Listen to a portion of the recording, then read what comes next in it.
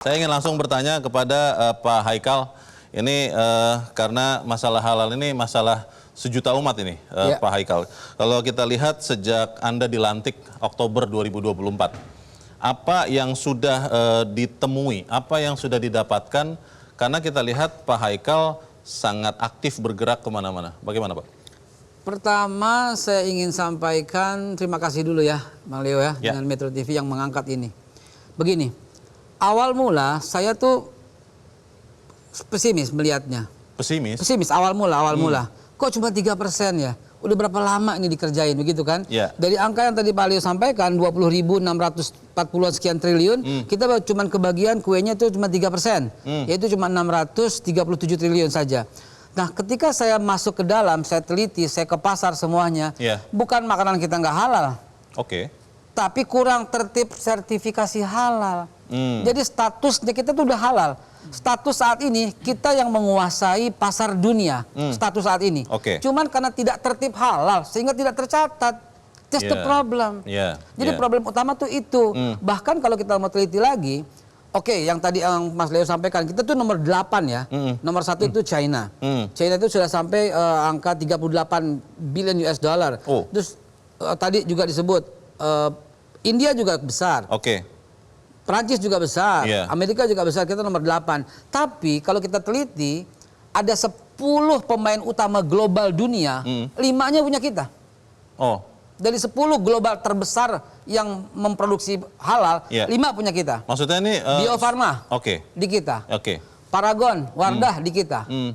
Terus Dexa di kita. Terus Mayora di kita. Jadi ini bisnis ya, perusahaan ya? Iya, Marta Tilar di kita. Itu 5 dari 10 itu punya kita semua. Lalu kemudian kenapa kita cuma dapat nomor 8? Karena kita tidak tertib halal. Bayangkan, dari 66 juta pengusaha UMKM, yang 20%-nya kurang lebih 14 juta, itu harus kita sekarang ya, sebab 66 juta total, yang 2026 nanti berlaku total, makanan, minuman, obat, kosmetik, termasuk shampoo, odol, sabun, dan sebagainya, termasuk barang gunaan. Namun yang WHO kemarin, wajib halal Oktober, WHO wajib halal Oktober, itu makanan dan minuman itu jumlahnya 14 juta. Dari 14 juta yang tercatat, itu kita baru dapat 3 juta saja. Itu angka yang sangat kecil. Nah, karena itu saya pikirin kenapa. Nah, yang saya temui di lapangan, satu regulasi. Regulasinya belum memihak full. Seperti apa itu Pak? Seperti apa? Pelaku usaha yang, pengusaha UMKM yang mendaftar, itu kita cuma mendaftar. Lalu diberikan kepada LPH, namanya Lembaga Pemeriksa Halal. Jadi ada depend on something gitu loh. Lalu kemudian dari situ diproses, begitu halal dilihat dulu fatwanya ke MUI. Nah, ini setelah selesai itu baru balik ke kita. Jadi kita bisa lebih cepat dengan catatan kalau LPH-nya berada di dalam, kalau fatwanya berada di dalam, sehingga satu atap. Itu saya usulkan nomor 1 regulasi. Yang nomor 2 yang membuat ini terhambat itu adalah kolaborasi. Sebenarnya halal ini terkait dengan 9 kementerian dan 3 badan. Nah, itu saya gerilya itu setiap hari itu menyusuri itu semua untuk supaya membuat sinergi. Untuk membuat sinergi. Contoh, di sebuah restoran yang sangat terkenal di Senayan, itu mengajukan sertifikasi halal sudah hampir setahun nggak selesai. Saya datengin, saya periksa juga ikut sendiri. Ternyata ada satu bagian yang tidak bisa kita halalkan karena dagingnya diambil dari RPH, rumah potong hewan, yang belum halal.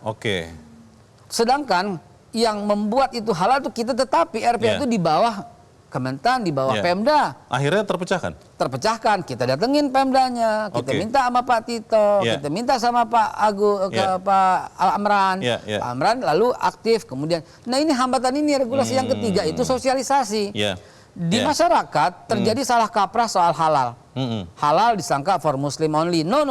Halal is for all. Maka itu kemarin kita buat marketing halal untuk kita semua. Semua agama ada halal. So halal is lifestyle, saya bilang.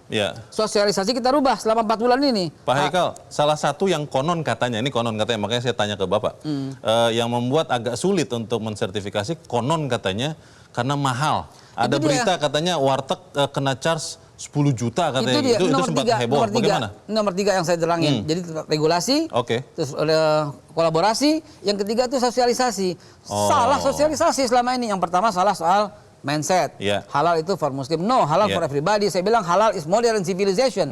Terbukti China nomor 1, Amerika nomor terus. Jadi negara-negara yang tadi Bang Leo sampaikan tuh bukan mayoritas Muslim loh, tapi mereka kok lebih unggul dalam bidang halal karena halal betul-betul murni ekonomi. Halal is double clean kalau dari Korea bilang. Nah, yang hambatan juga terjadi di bawah itu. Halal itu mahal, halal itu ribet, halal itu pakai konsultan, pakai apa segala macam. Nah, ini yang saya ucapkan terima kasih kepada Metro TV yang telah menyampaikan, telah mengubah. Hari ini masyarakat menyaksikan bahwa halal itu murah, halal itu mudah. Yang terjadi, warteg diminta 10 juta itu adalah oknum yang berada di luar badan halal kami, yaitu ada di LPH. Sudah disikat? Sudah disikat. Dan kami saya udah kumpulkan. Udah kumpulkan sebagai contoh 100 pengusaha warteg dan itu sedang dalam proses 50.000 yang akan kami lakukan sertifikasi untuk warteg di Jabodetabek. Jelajahi cara baru mendapatkan informasi. Download Metro TV Extend sekarang.